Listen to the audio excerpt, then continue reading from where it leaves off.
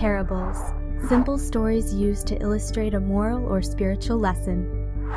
The sower and seed. A farmer went out to sow his seed. As he was scattering the seed, some fell along the path, and the birds came and ate it up. Some fell on rocky places where it did not have much soil. It sprang up quickly because the soil was shallow. But when the sun came up, the plants were scorched, and they withered because they had no root. Other seed fell among thorns, which grew up and choked the plants. Still other seed fell on good soil, where it produced a crop, 30, 60, or 100 times what was sown.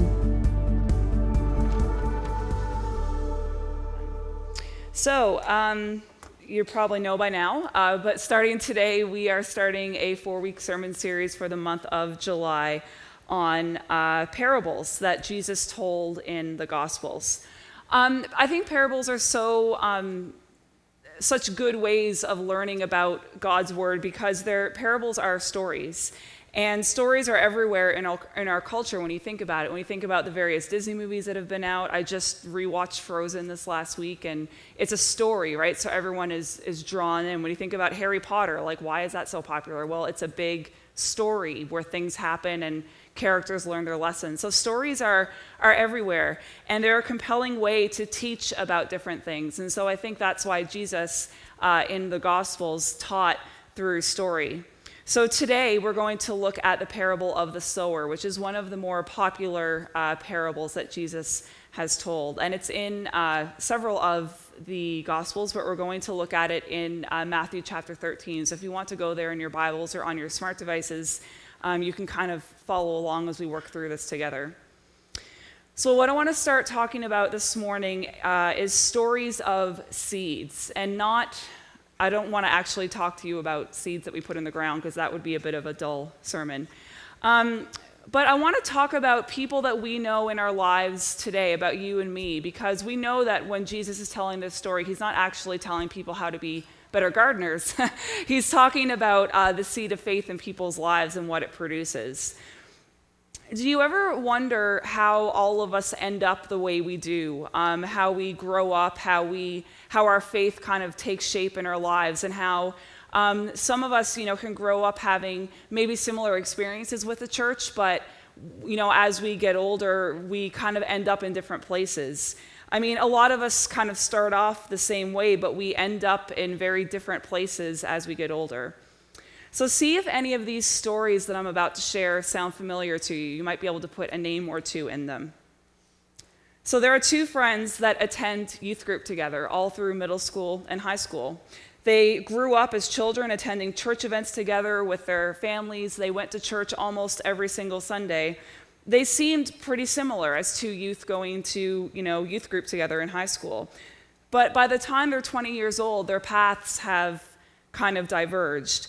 One of them has moved in with their boyfriend or girlfriend, they've had a baby, and they have a drug addiction. The other is about to graduate with a Bachelor of Science degree from university, and they're the head of the InterVarsity group at their college. So what happened there? How did the two of them diverge so differently?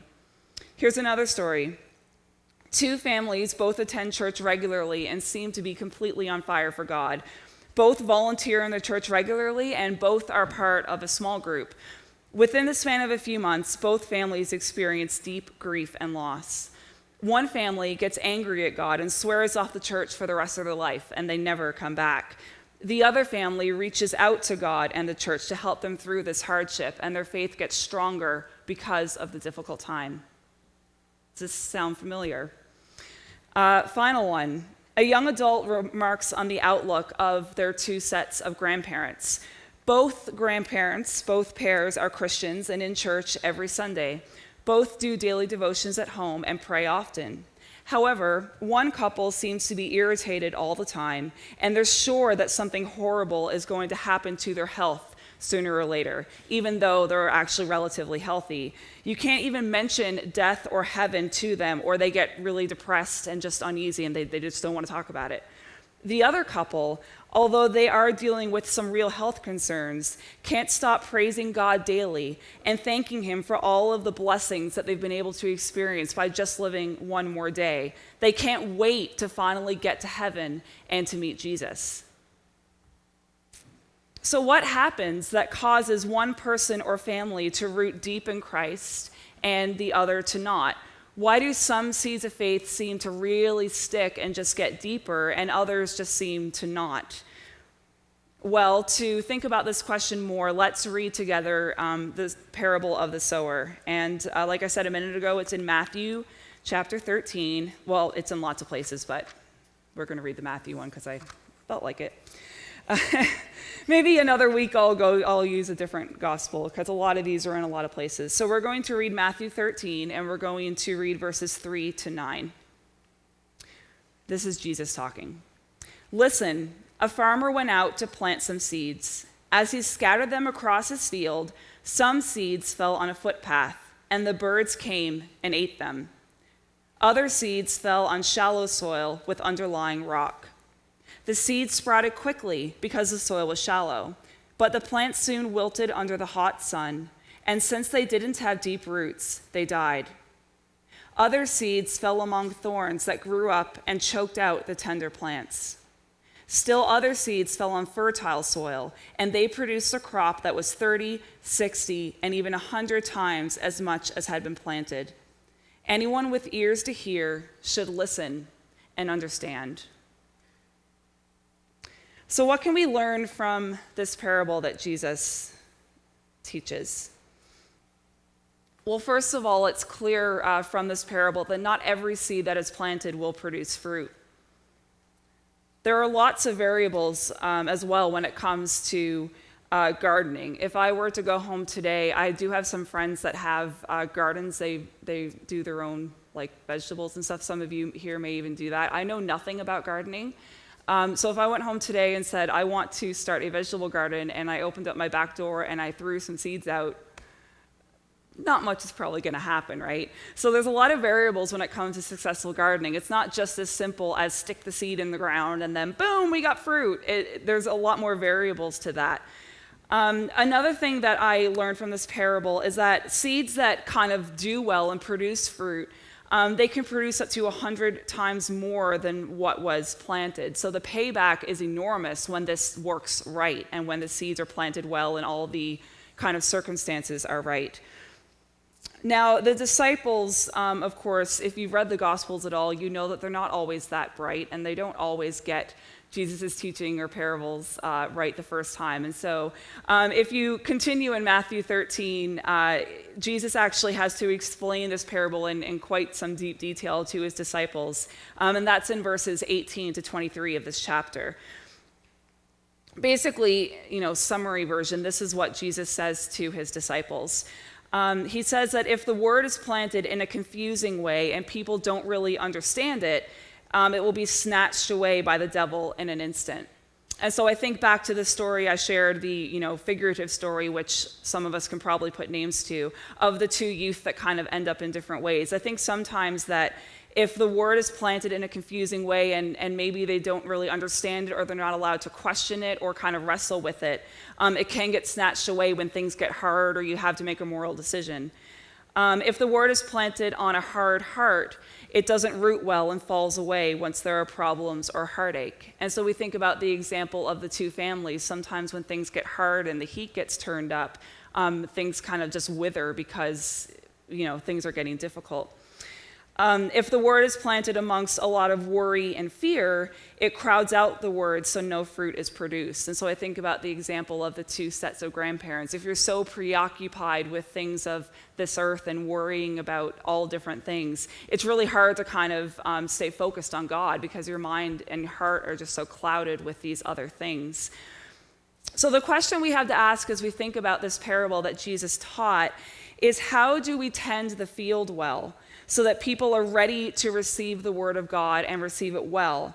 How do we become fruit-bearing ourselves in our own walk with Christ? How do we make sure that our roots are going deep and are being tended to so that we will produce fruit as well? In this parable that Jesus shared, the church, the body of Christ, is the gardener. As the body of Christ, some of us are called to plant seed, some to water, some of us pull weeds, some till the soil, and all the other different things that gardeners have to do.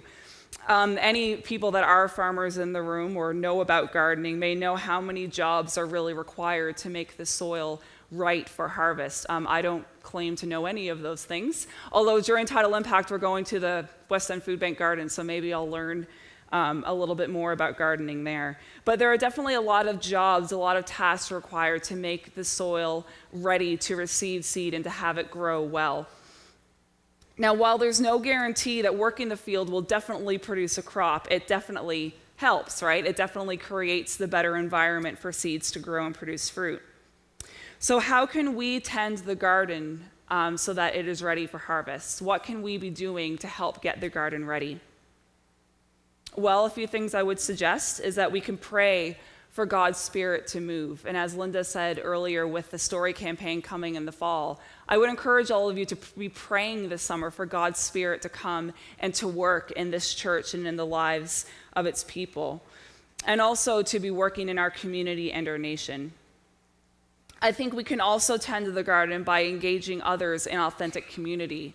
And that really is a plug for journey groups. I think sometimes we think that if we just come to church once a week and we hear, someone up here preaching and we experience some worship music, that'll make the roots grow deep and really deepen our relationship with Christ. I would argue that it doesn't, because I know sometimes I'm sitting in the service and Pastor Dave or whoever is preaching, and something really tugs at my heart and really speaks to me, right? And you're like, man, God's really talking to me today. And you're thinking maybe you should, do some business with God about it. But, 2 minutes after the service is out, you're talking to people, you're thinking about what you're going to have for lunch, you're thinking about, I'm going to have my Sunday afternoon nap today, woo, because there's no youth group in the summer. And that's what I'm thinking about. And so what God was telling me in the service is gone. Like, he had a moment with me, but then it's like, bloop. And this winter and spring, I actually had the opportunity to have a journey group at my house with some of my friends that were there. And it was really good because all of a sudden it was like, oh, right, that's what we talked about in church this weekend. Oh, right, this is what God was doing in my heart. Oh, I wonder how I should now be applying this to my life. And so if you don't ever root yourself in authentic community, you don't really have the ability to do business with God in quite the same way, because church is here and then it's gone, and our lives are so busy that we're coming and going. And so if we root ourselves in authentic community, I really think that can help the Spirit grow deeper in our lives.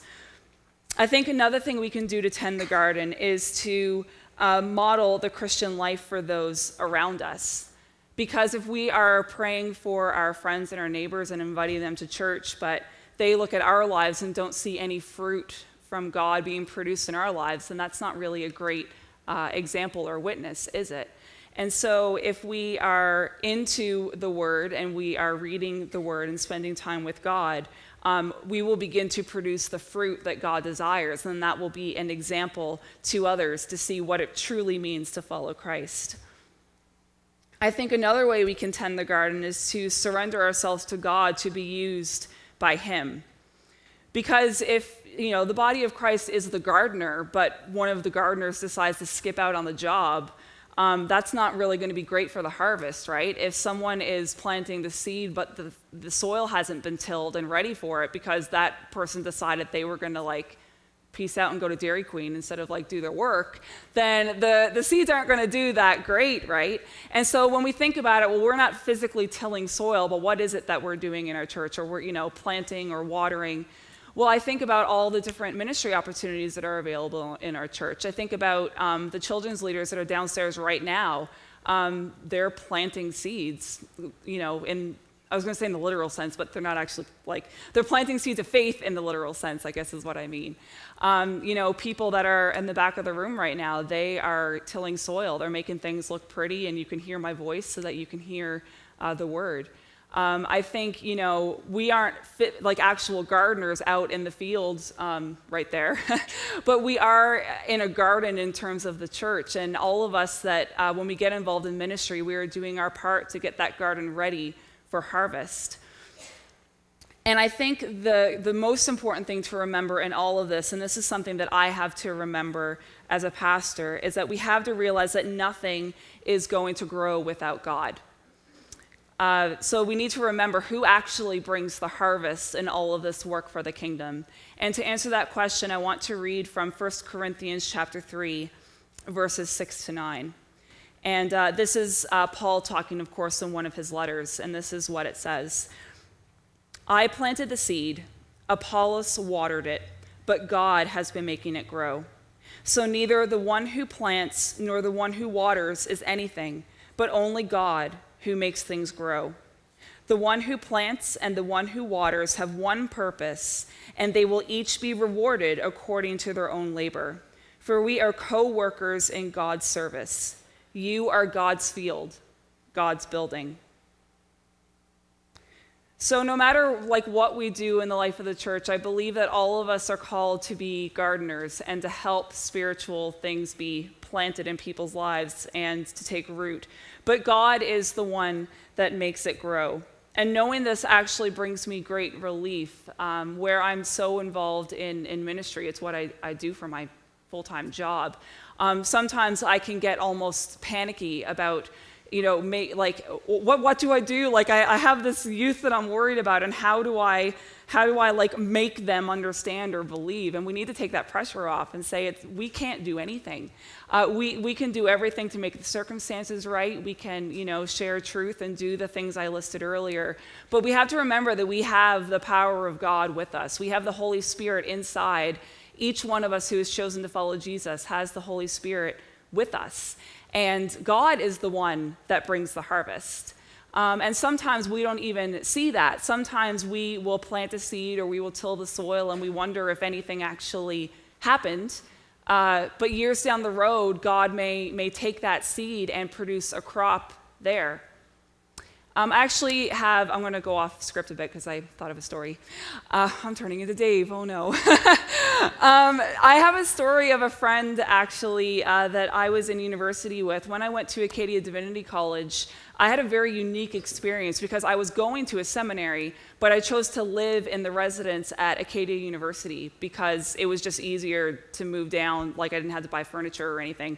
And so it was interesting because living in Acadia University, of course, it was a very not Christian environment. And everyone knew that what I was doing because I had to read the whole Old Testament during my first year. So they'd all be hanging out and partying or whatever. And I'd be there reading Leviticus like a good little seminary student.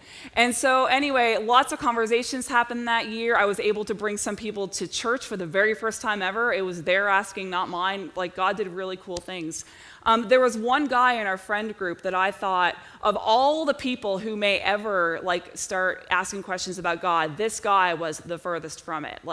I didn't even attempt to invite him to church or do anything, right? And he kind of really started to go off track by the end of that first year, and I thought, man, I hope something happens with him because things are just not going well. Anyway, the second year I was in another building because I started working as a resident assistant, and the third year I came back to this original building I was in my first year as an RA. And this fellow walked up to me and he said, I need to thank you for something. And I said, what? And he said, well, the first year you were here, my life really started to go off the deep end, and I got involved with the wrong crowd, and I got into some drugs, and things were really bad.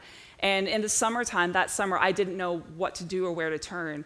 He said, I thought about you, and I thought about how not off the rocker your life seemed. And he's like, so I actually went and I found a Bible, and I started reading it. And he's like, I actually read the entire Bible that summer. And it really, really spoke to me. And I started going to church, and I've actually given my life to Christ. And I'm like, what? How? You were not one that I was expecting to have that happen to. And so that, third year when I went to the university group on campus a couple of times, and he was there. He was friends with people and going to university, and I was just this is so weird.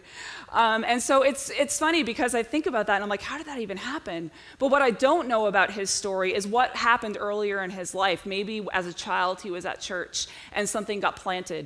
And then, I just happened to be the one that walked into his life when it was kind of ready to sprout. And God really took that experience and just kind of opened him up to the gospel for the first time. And so we never know what God is going to do with what we plant and with the words we say and the things we do. We can be really frustrated in the moment and say, like, God, I've tried to talk to this person about you, and they're just like completely not even having it. You don't know what God has planned for them down the road. And ultimately, it's not up to us to bring that harvest. It's only God that can make things grow.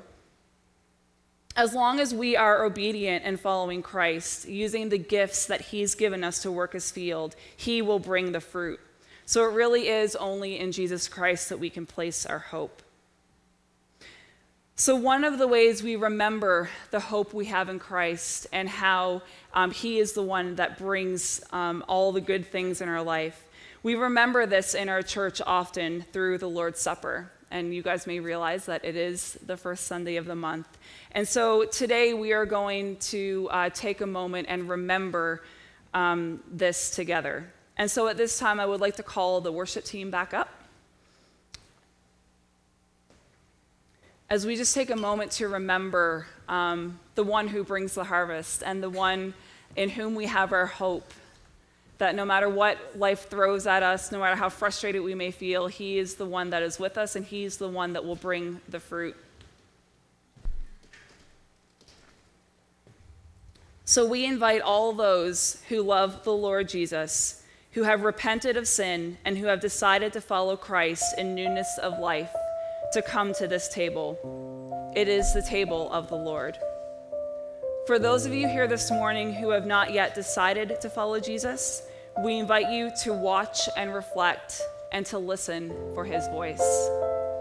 So at this time, as the band plays, I would invite the servers to come and distribute the elements.